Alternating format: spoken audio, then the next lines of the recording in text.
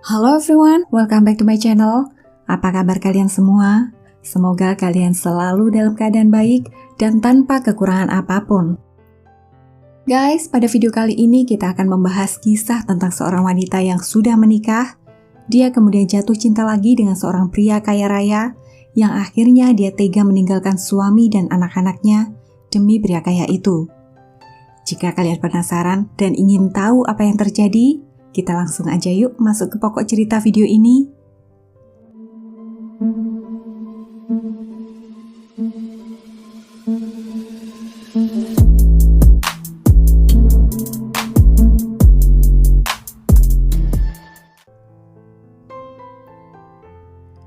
Kasus ini terjadi di Korea Selatan pada tahun 2003 silam. Cerita berawal mengenai seorang wanita yang bernama Miss Kim. Dia berusia 36 tahun dan sudah menikah serta memiliki 2 orang anak, 1 laki-laki dan 1 perempuan. Miss Kim diketahui menjalani kehidupan keluarga yang sangat normal. Setelah menjalani pernikahan selama 14 tahun, Miss Kim mulai merasa bosan dengan hidupnya.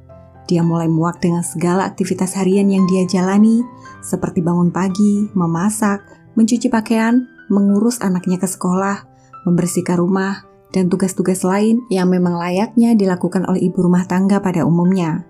Miss Kim merasa nasibnya tidak beda dengan pembantu rumah tangga, karena seluruh hidupnya hanya dipakai untuk melayani anak-anak dan suaminya, dan dia merasa tidak ada waktu yang tersisa untuk dirinya sendiri. Berjalannya waktu, Kim dan suaminya mulai sering terlibat pertengkaran, di mana Miss Kim selalu mengeluh bahwa dia terlalu stres dengan rutinitasnya. Pertengkaran pun mulai melebar ketika Miss Kim mengeluh bahwa suaminya tidak menghasilkan uang yang cukup untuk keluarganya. Mereka hidup pas-pasan dan Kim iri dengan teman-temannya yang sering berbelanja ke mall dan bisa mempercantik diri di salon-salon kecantikan. Dan untuk menghilangkan stresnya, Miss Kim akhirnya memutuskan untuk pergi ke klub malam dan bergaul dengan teman-teman yang suka keluar malam. Dia mulai minum, berpesta, dan bergaul dengan banyak pria. Singkat cerita, pada suatu hari dia bertemu dengan eksekutif muda di sebuah klub malam.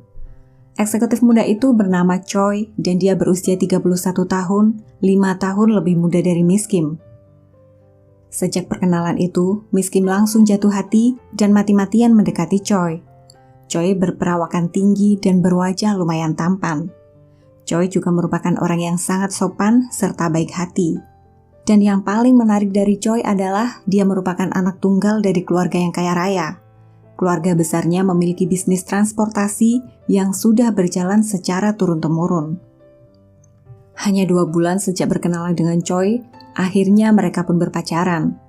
Miss Kim ingin sekali menghabiskan banyak waktu dengan pacar barunya itu. Pada suatu hari, saat kedua anaknya sedang bersekolah dan suaminya bekerja, Miss Kim membereskan pakaian dan barang-barang pribadinya dan memasukkan ke dalam koper dan pergi begitu saja hanya dengan meninggalkan sebuah pesan singkat pada suaminya.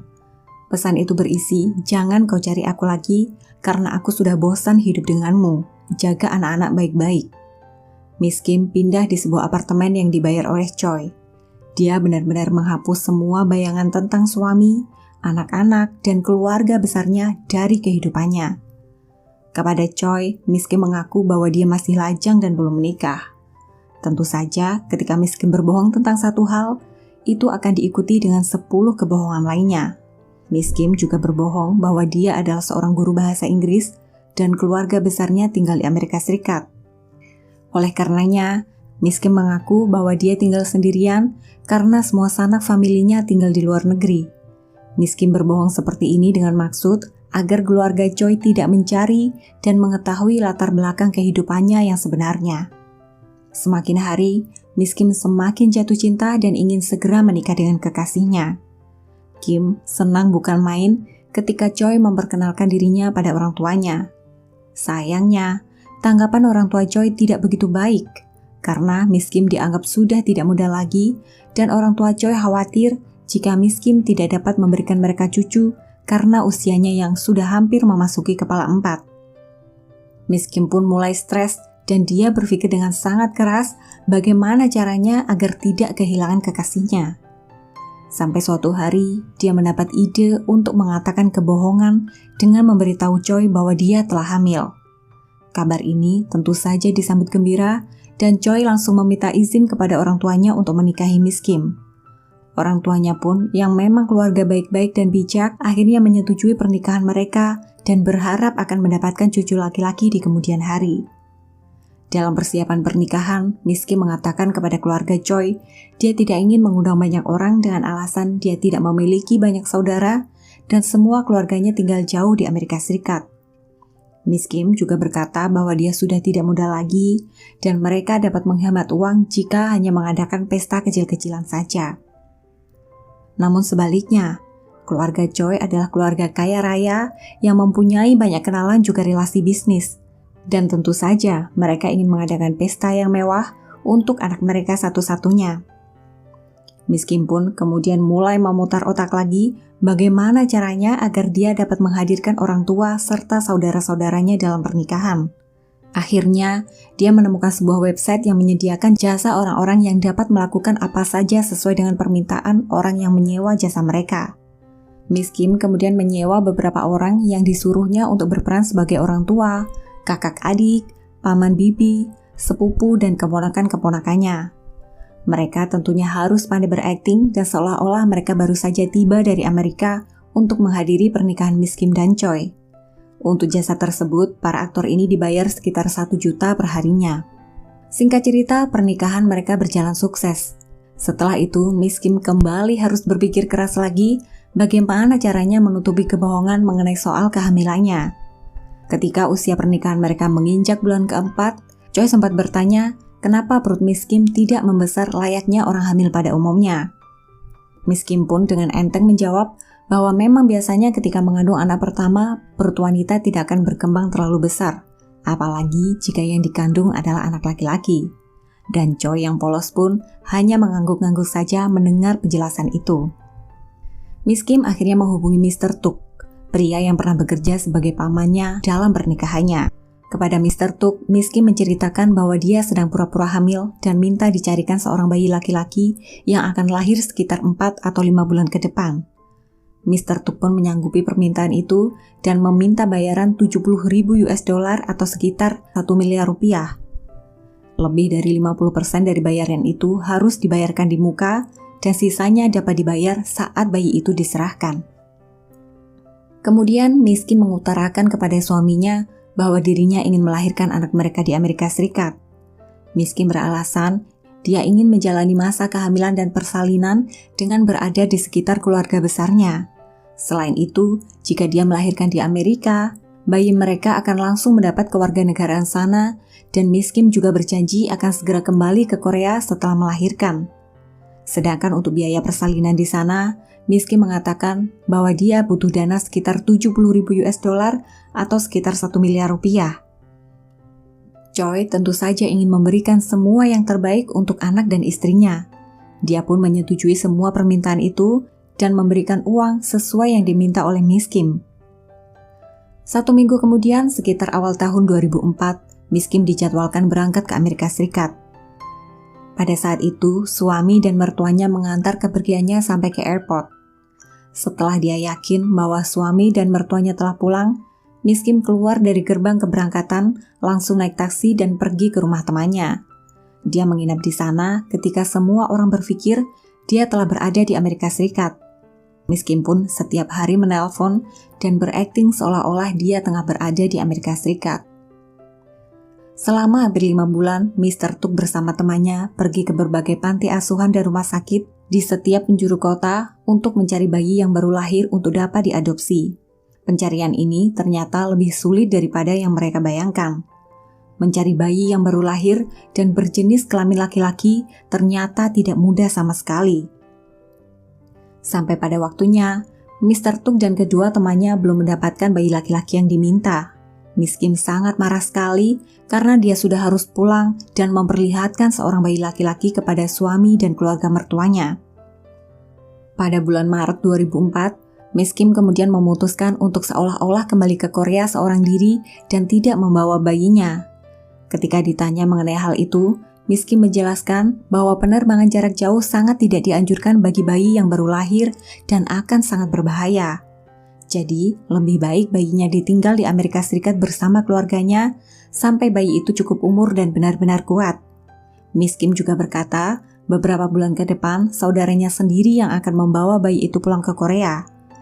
Dia menyuruh Choi untuk tidak perlu khawatir karena bayi mereka dalam keadaan sehat dan baik-baik saja. Di sisi lain, Miss Kim hampir setiap hari mendesak Mr. Tuk untuk memenuhi janjinya memberikan dia seorang bayi laki-laki dalam waktu singkat. Sampai suatu hari di tanggal 24 Mei 2004, Mr. Tuk dan kedua anak buahnya sedang berkendara di sekitar daerah komplek perumahan. Mereka melihat seorang wanita muda yang sedang berjalan kaki dengan menggendong seorang bayi. Wanita itu bernama Miss Go. Dia berusia 21 tahun dan baru saja melahirkan seorang bayi laki-laki yang saat itu baru berusia 70 hari. Kebetulan daerah itu jauh dari jalan raya dan sepi dari orang yang lalu lalang. Mereka kemudian memutuskan untuk menghentikan kendaraan dan memaksa Miss Go untuk masuk ke mobil Mr. Tuk. Setelah berada dalam mobil, mereka merampas bayi itu lalu menutup mata serta mengikat kedua tangan Miss Go dengan kain. Setelah memeriksa bahwa bayi tersebut benar berjenis kelamin laki-laki, Mr. Tuk langsung keluar dari mobil dan menghubungi Miss Kim untuk memberikan bayi sesuai yang dia janjikan. Miss Go yang takut dengan keselamatan anaknya terus memberontak dan melawan para penculiknya. Lama-kelamaan, kedua anak buah Mr. Tuk kesal dan akhirnya membungkam Miss Go hingga dia meninggal karena kehabisan nafas. Setelah mengetahui bahwa Miss Go telah meninggal, Mr. Tuk memerintahkan kedua anak buahnya itu untuk membuang jasad Miss Go dan dikuburkan di suatu tempat terpencil. Mr. Tuk akhirnya menyerahkan bayi itu kepada Miss Kim dan Miss Kim sangat senang sekali. Sekarang dia bisa memberitahu suami dan mertuanya bahwa ini adalah bayi mereka. Keluarga Choi juga sangat gembira ketika bertemu dengan cucu laki-laki yang sangat mereka idam-idamkan. Mereka sangat menyayangi dan memberikan perhatian sepenuhnya pada bayi itu. Choi dan Miss Kim kemudian menjalani hari-hari bahagia dengan kehadiran bayi laki-laki yang lucu itu. Setelah menjalani hari-hari indah, tiba-tiba Mr. Tuk menghubungi Miss Kim untuk bertemu. Saat pertemuan, Mr. Tuk mengatakan bahwa dia dan teman-temannya dalam kesulitan keuangan. Uang mereka telah habis digunakan untuk berpesta pora dan bermain judi. Mr. Tuk juga mengaku dia dan anak buahnya merasa berdosa dan terbebani karena mereka telah menghilangkan nyawa ibu dari bayi itu. Oleh karenanya, Mr. Tuk meminta kompensasi mereka yang kurang dan dia juga meminta ditambah 2 kali lipat agar mereka tutup mulut dan tidak melaporkan semua yang terjadi kepada keluarga Choi. Miss Kim yang merasa diperas pun marah. Namun, dia tidak bisa berbuat apa-apa. Dan tentu saja, Miss Kim juga tidak ingin semua yang telah berjalan sesuai dengan rencana harus hancur berantakan karena masalah uang. Dia kemudian meminta uang dari suaminya dan memberikannya secara bertahap kepada Mr. Tuk. Dengan ini, Mr. Tuk dan anak buahnya telah menerima 140.000 US dollar atau setara 2 miliar rupiah. Singkat cerita, sekitar bulan Januari 2005, polisi yang sedang melakukan razia kendaraan bermotor secara kebetulan menghentikan kendaraan Mr. Tuk untuk memeriksa kelengkapan surat-surat kendaraannya. Namun saat dihentikan oleh polisi, Mr. Tuk justru panik dan melaju kendaraannya dengan kecepatan tinggi. Tentu saja ini membuat polisi jalan raya menjadi curiga dan melakukan pengejaran. Setelah berhasil dihentikan, polisi kemudian menggeledah isi mobil itu. Mobil itu benar-benar kotor dan terdapat lumpur di mana-mana. Polisi juga menemukan sebuah skop dan sarung tangan di dalam bagasi mobil. Salah satu bukti signifikan yang ditemukan adalah sebuah ponsel yang dalam keadaan mati yang ditemukan di bawah bangku pengemudi. Ketika ditanya, Mr. Tuk mengaku ponsel itu bukanlah miliknya. Melihat gelagat Mr. Tuk yang lari dari kejaran polisi dan ketakutan, polisi berinisiatif menghidupkan ponsel tersebut dan menelpon beberapa nomor yang ada di dalam ponsel itu untuk mencari tahu siapa sebenarnya pemilik ponsel itu. Salah satu nomor yang ditelepon menjawab panggilan dan bertanya ini siapa. Polisi mengatakan bahwa mereka dari pihak kepolisian dan sedang mencari tahu siapa pemilik ponsel yang mereka temukan. Wanita itu melanjutkan dengan mengatakan ini adalah nomor telepon temannya. Dia dibunuh 7 bulan yang lalu dan bayinya juga menghilang. Wanita itu mengaku hampir kencing di celana karena dia mengira temannya yang sudah meninggal tiba-tiba melakukan panggilan telepon. Mendengar hal itu, polisi kemudian membawa Mr. Tuk ke kantor polisi untuk diinterogasi lebih lanjut. Pada awalnya, Mr. Tuk tentu saja tidak mengaku bahwa dia terlibat dalam pembunuhan Miss Go. Setelah diinterogasi berjam-jam dan diancam hukuman penjara seumur hidup, Mr. Tuk akhirnya mengakui semua perbuatannya. Dia mengaku bahwa mereka menculik seorang bayi dan secara tidak sengaja menghilangkan nyawa ibu dari bayi itu. Pada keesokan harinya, pihak kepolisian kemudian segera bergerak dan menangkap kedua anak buah Mr. Tuk. Pada malam itu juga, pihak kepolisian mendatangi rumah Miss Kim untuk melakukan penggeledahan. Pihak polisi sangat terkejut karena mereka menemukan bayi itu dalam keadaan sehat dan tanpa kekurangan apapun. Miss Kim tentu saja mempertanyakan penggeledahan yang dilakukan oleh polisi. Dia bersikeras bahwa bayi itu adalah anaknya dan lahir dari rahimnya sendiri. Ketika Miss Kim dibawa ke kantor polisi dan dipertemukan dengan Mr. Tuk dan kelompoknya, dia mendadak lemas dan tahu semuanya telah berakhir baginya. Miss Kim kemudian mengaku bahwa dia membayar jasa Mr. Tuk untuk dicarikan seorang bayi laki-laki yang memang diberikan secara sukarela untuk diadopsi, bukan dengan cara membunuh ibu dari bayi tersebut. Terbongkarnya kasus ini tentu saja membuat keluarga Choi sangat terkejut dan hampir tidak percaya apa yang telah terjadi. Mereka sangat malu sekali dan Choi juga tidak menyangka bahwa istrinya telah membohonginya serta membohongi keluarga besarnya tentang hal ini. Mereka juga sudah terlanjur sayang kepada bayi itu. Setelah melewati beberapa kali persidangan, Miss Kim akhirnya dijatuhi hukuman 5 tahun penjara dengan dakwaan sebagai otak pelaku penculikan. Dan Mr. Tuk juga dijatuhi hukuman 5 tahun penjara karena terlibat langsung saat penculikan, akan tetapi dia terhindar dari dakwaan menghilangkan nyawa orang lain karena dia tidak terlibat secara langsung saat kedua anak buahnya menghilangkan nyawa Miss Go. Sedangkan kedua anak buahnya dijatuhi hukuman penjara seumur hidup karena telah terbukti menghilangkan nyawa orang lain. Happy ending dari kasus ini adalah bayi tersebut akhirnya dikembalikan ke keluarga aslinya. Ayah kandung dari bayi itu menyambut dengan gembira karena dia tahu anaknya ternyata masih hidup dan dalam keadaan sehat. Menurut kabar yang beredar, Choi telah menceraikan Miss Kim dan tidak banyak orang yang tahu di mana keberadaan Miss Kim setelah dia bebas dari penjara. Dia mungkin hidup sendiri tanpa siapapun yang menemani. Oke everyone, sampai di sini dulu cerita video ini. Bagaimana menurut kalian mengenai cerita ini? Tolong tuliskan komentar kalian di bawah ya. Dan jika kalian suka cerita ini, tolong jangan lupa subscribe dan tekan tombol like serta share cerita ini kepada teman-teman kalian. Dan sampai jumpa di video-video berikutnya.